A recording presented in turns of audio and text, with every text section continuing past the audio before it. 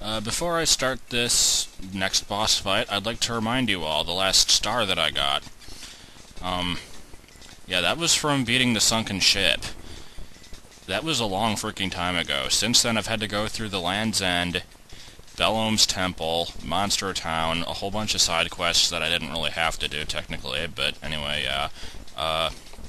Bean Valley, beat Mega Smilax, Nimbus Land, fight Valentina, and then finally, after all that crap, we are finally moving on to the next star.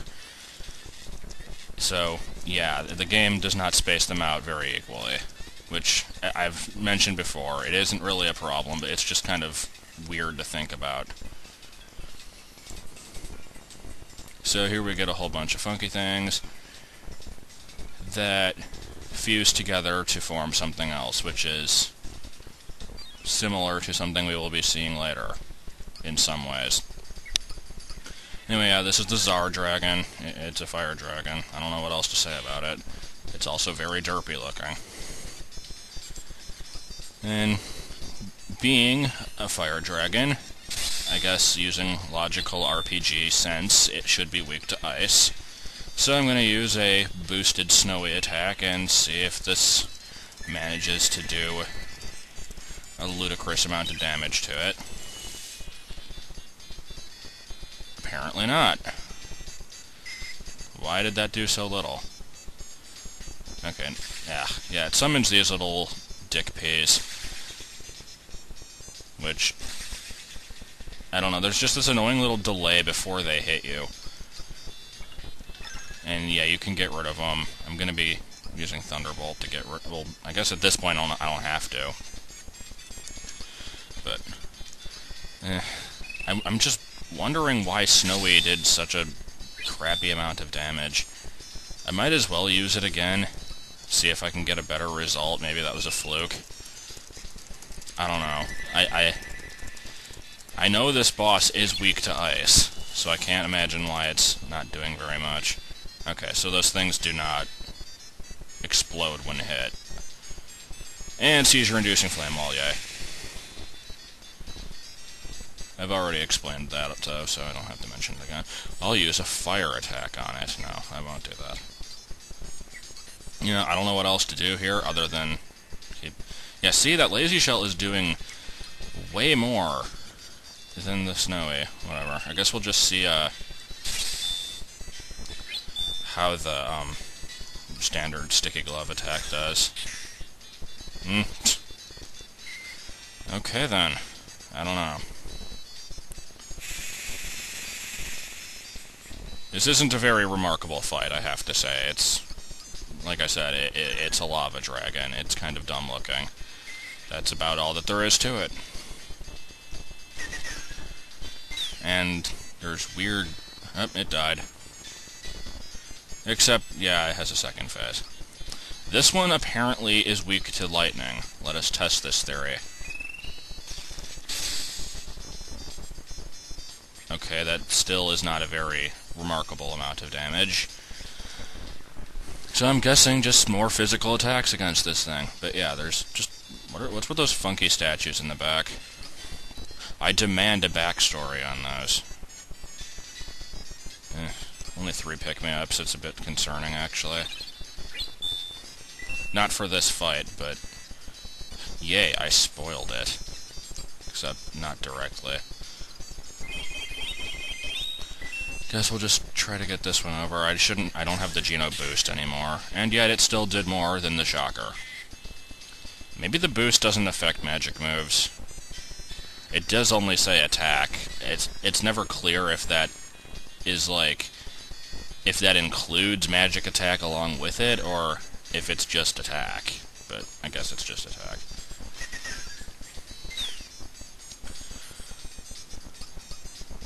Yep, this is Zombone, alright.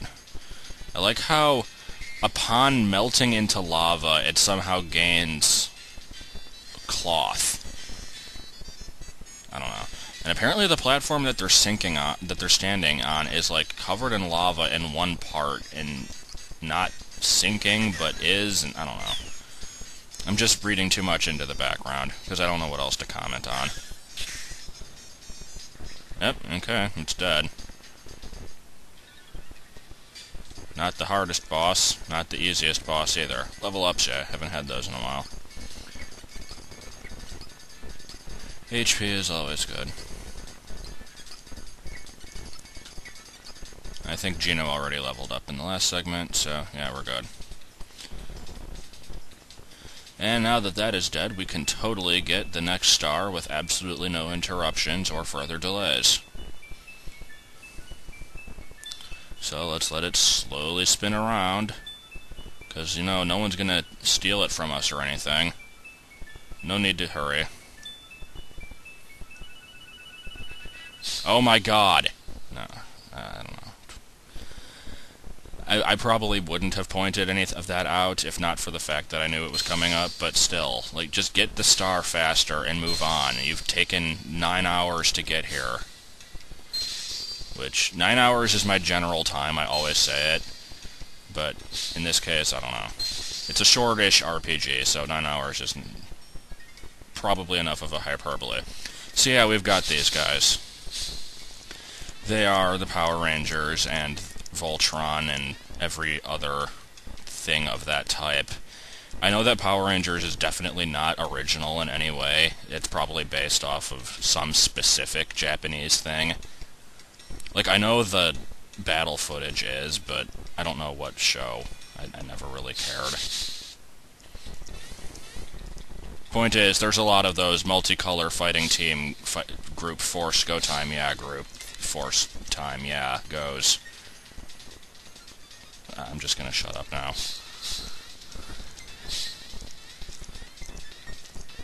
Every game must have a remix of the Underground theme. This game already had one, but it has two. I like how they don't have jumping animation, so they just kind of herp themselves up onto the trampoline. So let's see what archetypes we've got here. Axum Red is the general leader, cool guy. It's always red. Pink is the chick. Black is the Lancer, because he's like the cool guy. He's got shades. That makes him cool. Yellow is the fat guy, which I think is also known as like the heavy or the muscle or something. Green, I guess, is like the nerdy one. I don't really know. Yeah. Axum Rangers are kind of cool, I guess. Like, they're a decent little shout-out, but... I mean, I'm obviously, they fit the archetypes for a reason. It's because they exist. And no reason to go against it if it's a parody of something. Not a self-parody, but... Anyway, in this battle... Yeah, Black attacks the most often. He gets 2 turns. You want to go after Pink first, though, because she heals everybody. And I think she has the least amount of HP, so it's good to just get her out of the way. Luckily, the AI is not... It's artificial unintelligence, and so she doesn't, like, heal herself. She heals people that have no damage taken. Oh my god, stars! Alright, let's... Okay, good. She's already gone. I do need to heal, though. Anyway, they don't actually die. They just kind of stand back and then cannot be selected anymore. Boost myself here. Mallow, I guess I'll use the healing item. Oops. Timed that badly. I'm going back to do it again. I don't care. Please don't kill Mallow. Okay. Use the last one of these. Oh yeah, I want to use that Sleepy Bomb. Because there's no other time I'm ever going to use it. I want to see if it actually affects bosses. I'm guessing it doesn't. But, in the name of science, it must be done. Yeah, you do that. Okay, I'm not going to do it on Mario's turn, because he has the strongest normal attack. But, going for Black now because he attacks twice and is annoying that way. Let's see how that Sleepy Bomb works. Yeah, that did nothing. I think. I don't see Axum Black moving at all, but I don't think he's actually asleep.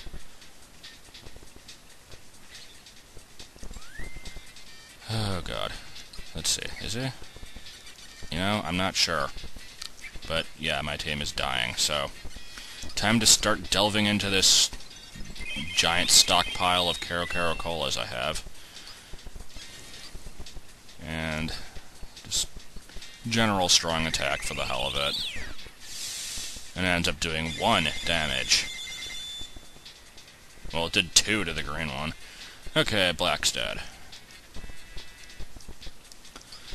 I usually save red for last. You know, I don't think anything actually happens special if you finish him off first, but why the hell not? Let's just try. I'm gonna go for Snowy, see if any of these are weak to ice. I think one of them is, but I don't know which.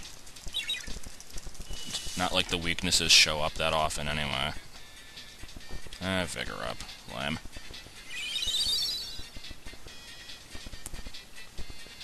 The hell is that attack? I guess he is the nerdy one, because he's like, I'll harm you.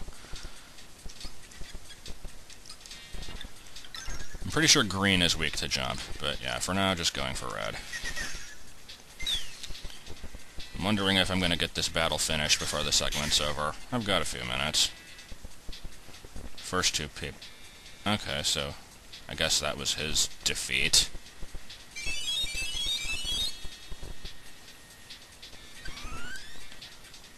Like, would it have killed Squaresoft to make fallen over sprites for these guys? Like, I know RPGs are usually low on the animations and turn-based battle, and it's... well, okay, let's try that again. Turn-based battles don't always make a whole lot of sense, but, I mean, come on.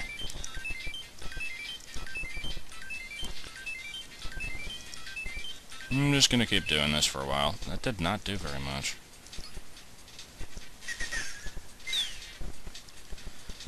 Maybe my, like, past knowledge of enemy weaknesses is all incorrect. But yeah, I remember him being weak to jump because he says I've got a headache after you beat him, and I remember that, like, making sense because you jumped on his head a bunch of times. I don't know.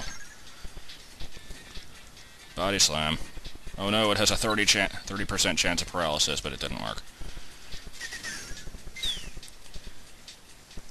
And let's just do it again. Hitting someone with an axe is not a body slam. I'm sorry, but it's not. Do I want to bring Mallow back? Yes, I do. So why didn't I? I don't know. Because...